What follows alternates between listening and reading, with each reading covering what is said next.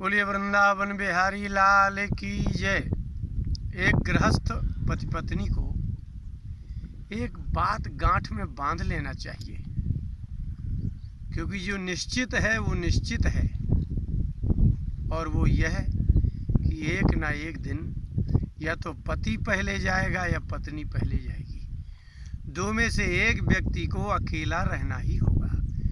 किसी किसी को तो हमने देखा है कि उन्होंने वृद्धावस्था आई और एक व्यक्ति उसमें से चला गया, तो जो दूसरा व्यक्ति बच जाता है तो घर के लोग मात्र उसको भोजन ही देते हैं, उससे कोई परामर्श नहीं करते, उनको कुछ बताते नहीं है। वो अकेला मौन हो जाता है, उससे कोई बात ही नहीं करता। और भला बात करें भी क्यों? जो नाती है, नातिन है, वो उनकी योग्य नहीं है। उनकी जो शिक्षा है वो भी उनके योग्य नहीं है। अंत में वह व्यक्ति मजबूरी में मौन होता है। उसके मानसिक दुख को वह पत्नी ना होने के कारण या पति ना होने के कारण वह किसी से बता ही नहीं सकता, और अगर थोड़ा बहुत कुछ बोला तो अपमान निश्चित है। ऐसी स्थिति में आदमी क्या करे? यदि पत्नी समाप्त हो जाती है तो उसको पुरुष को विधुर कहते हैं। विधुर क्यों? क्योंकि हमारी जो बैलगाड़ी होती है, जो 4 पहिया की गाड़ी होती है या 2 पहिया की मोटरसाइकिल ही होती है, तो पहिया जिसमें लगा रहता है उसको धुरा कहते हैं। और इस गृहस्थ धर्म की धुरा स्त्री है, गृहिणी है, इसलिए जो धुरा टूट जाए तो उस पुरुष को विधुर कहते हैं। अब धव माने होता है पति। अब जब उसका पति नहीं रहेगा तो उसको विधवा कहेंगे। भगवान ने चरित्र करके मनुष्यों जैसी स्थिति पैदा करके मनुष्यों को कैसा जीना चाहिए वो बताया। रामचरितमानस के बालकांड के 86वां दोहा की 7वीं और 8वीं चौपाई। तुलसीदास जी ने कहा कि जिस दिन सती ने शरीर छोड़ दिया उस दिन से शिव जी अकेले हो गए। तो बिना पत्नी के शिव जी का चित्त कैसा हो गया? मनुष्य यदि सत्संगी नहीं होता है, यदि वो सत्संग नहीं करता है तो अति दुखी होता है। लेकिन जो सत्संग प्रायः करते रहते हैं वो भगवान की बड़ी कृपा मानते हैं कि एक बंधन था वो छूट गया। तुलसीदास जी ने लिखा कि जब ते सती जब जाय तन त्यागा, तब ते शिव मन भयव विरागा। वैराग्य तो था, ज्ञान तो था, सत्संग तो था, लेकिन वो मुक्त हो गए। तो जब से दक्ष प्रजापति के यहाँ, अपने पिता के यहाँ सती जी ने शरीर छोड़ा, शिव जी के वैराग्य की पराकाष्ठा हो गई। वो हिमालय ही नहीं लौटते थे। अब किसके लिए लौटे जब कोई था ही नहीं? कोई व्यक्ति घर में हो तो उसकी आशा में लौटे और रहे। लेकिन जब ते जाय सती तन त्यागा, जिस दिन से सती जी का शरीर छूटा उसी दिन से शिव जी लौटे नहीं, अपने हिमालय नहीं लौटे। तो करते क्या थे फिर? चिंतन नहीं करते थे सती का। जो व्यक्ति इस संसार से आपसे वियुक्त हो जाता है, छूट जाता है, उसका चिंतन करने पर अतिशय दुख होगा। भागवत के 11वें स्कंद में कहा, अर्थे यविद्यमानेपि संसृतिर न निवर्तते। यदि हृदय में वैराग्य नहीं होता तो वस्तु के ना होने पर भी उसका नाश नहीं होता, वो उसकी बुद्धि और मन और वासना में होता है। अर्थे अविद्यमानेपि, पदार्थ ना हो, व्यक्ति ना हो, वस्तु ना हो, तो उसके हृदय में उसका चिंतन मानसिक चिंतन होता है। इसलिए जिसका विवाह नहीं होता और वो विवाह करना चाहता रहा हो तो उसको स्त्री के अतिरिक्त किसी का चिंतन होगा ही नहीं। लेकिन वैराग्यशील पुरुष जो होते हैं वो वस्तु के समाप्त हो जाने पर वो निश्चिंत हो जाते हैं, उनको वैराग्य होता है। वैराग्य हुआ तो किया क्या? जपहि सदा रघुनायक नामा। अब कोई काम ही नहीं था, कोई वार्ता ही करने वाला नहीं था, स्वतः मौन ही हो गए वो। तो सदा अब उनके वैराग्य हुआ तो नामोच्चारण होने लगा। वैराग्य नहीं होता है तो व्यक्ति का चिंतन होगा, वैराग्य नहीं होगा तो वस्तु का चिंतन होगा, वैराग्य नहीं होगा तो अब मेरा क्या होगा, खुद का भी चिंतन और चिंता होगी। तो बस अब जब कुछ चिंता ही नहीं थी, वैराग्य का एक विशेष गुण है कि मानसिक चिंता समाप्त हो जाती है। जिसको वैराग्य नहीं होता उसको चिंता ही होती है।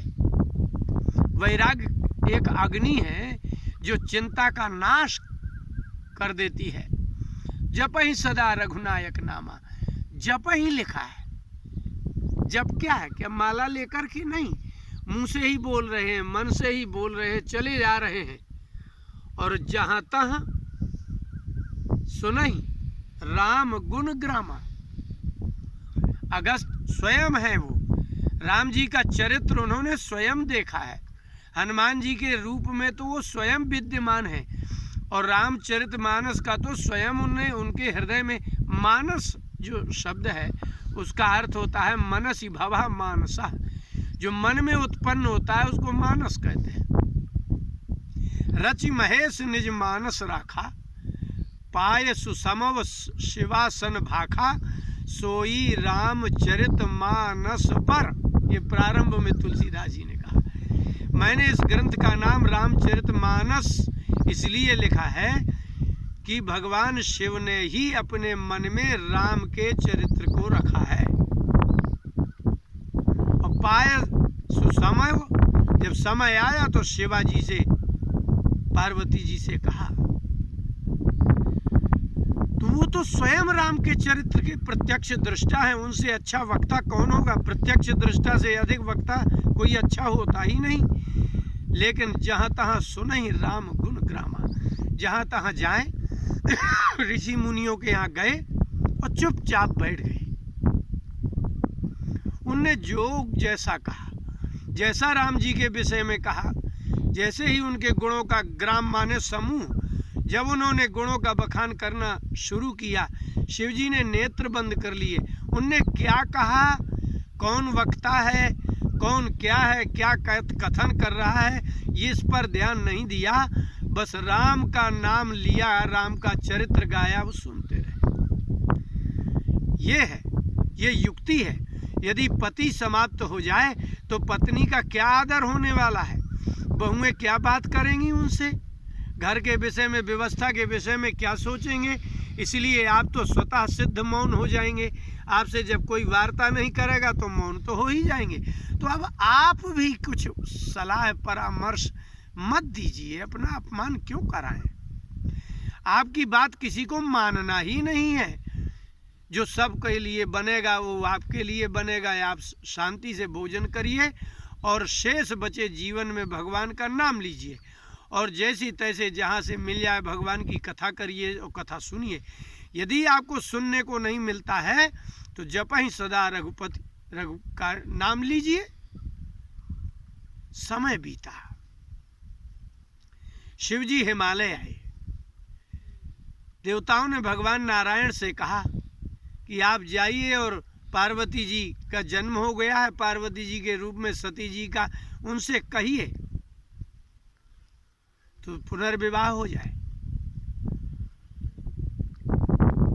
जब प्रगटे राम कृतज्ञ कृपाला, वहां भगवान राम प्रकट हुए, शिव जी को प्रणाम किया और शिव जी से कहा कि यदि आपका हमारे प्रति ये स्नेह है तो जैसा हम कहें वैसा करिए। क्या करें? बोले विवाह कर लीजिए पार्वती जी से। पार्वती जी से विवाह, भगवान शिव ने कहा कि ये अनुचित है प्रभु। मेरे अंदर वैराग्य है। वैराग्यशील पुरुष स्त्री का संग्रह नहीं कर सकता, स्त्री का पालन नहीं कर सकता, स्त्री के द्वारा दिए गए कुछ भी व्यवस्था के संबंध में कोई वाक्य है वो सह ही नहीं सकता। वैराग्य का तात्पर्य तो इतना भी है ना कि अपने शरीर के प्रति भी जो निश्चिंत हो जाता है, यही तो वैराग्य है। विगता राग यस्य, राग ही समाप्त हो गया खुद के शरीर के प्रति। तो भगवान ने कहा कि हमने आपको पहले कहा था कि यदि हमसे स्नेह है तो आप विवाह करिए पार्वती जी से। तब शिव जी ने कहा, मात पिता गुरु प्रभु कै बानी, ये 87वें दोहे की चौपाई है, दूसरी चौपाई, तीसरी चौपाई है। मात पिता गुरु प्रभु कै बानी, बिनहि विचार करिए शुभ जानी। माता पिता से अधिक अपने पुत्र के लिए कोई हित सोचने वाला संसार में है ही नहीं। और गुरु भी हित सोचते हैं शिष्य का, तब किसी बात को शिष्य को कहते हैं। और प्रभु भगवान की वाणी जो शास्त्रों में लिखी है, इसमें करने वाले को विचार ही नहीं करना चाहिए कि इसमें क्या हानि होगी, होगी ही नहीं, क्योंकि माता पिता अनुभवी हैं। जीवन पर्यंत उन्होंने सभी प्रकार के सुख दुख को, कर्मों को देखा है, उनके फलों को देखा है, तो वो अपने पुत्र के प्रति बहुत विवेक विचार करके आज्ञा देते हैं। और गुरु तो ज्ञानी है और वो देख करके ही कहते हैं। इसलिए माता पिता गुरु और प्रभु भगवान की वाणी को बिना ही विचार सोचिए ही नहीं, उस कर दीजिए तो उसका परिणाम सदा अच्छा ही होता है। और भगवान ने, शिव ने उनकी बात मान करके विवाह कर लिया। इसका तात्पर्य इतना ही है कि एक बात निश्चित है, या तो पत्नी पहले जाएगी या पति पहले जाएगा।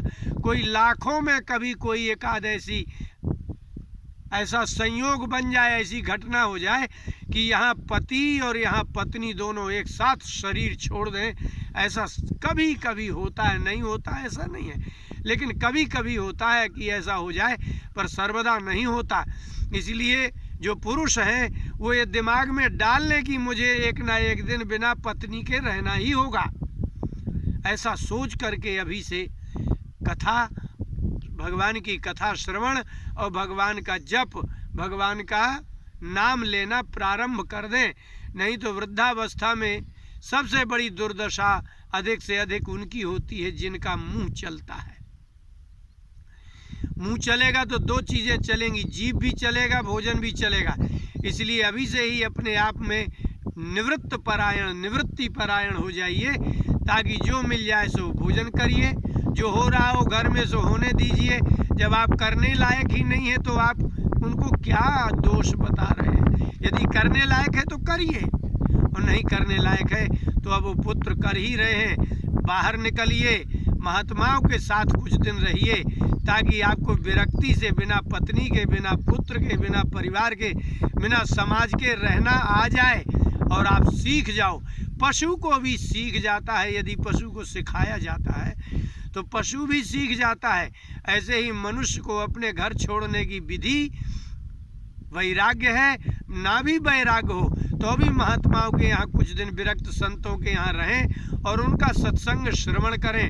अगर आंखें काम कर रही हो तो भगवान की कथा का स्वाध्याय करें और अधिक से अधिक जिह्वा से भगवान का नाम लेने का अभ्यास करें, ताकि अंतिम समय आपका दुख में ना व्यतीत हो। बोले वृंदावन बिहारी लाल की जय।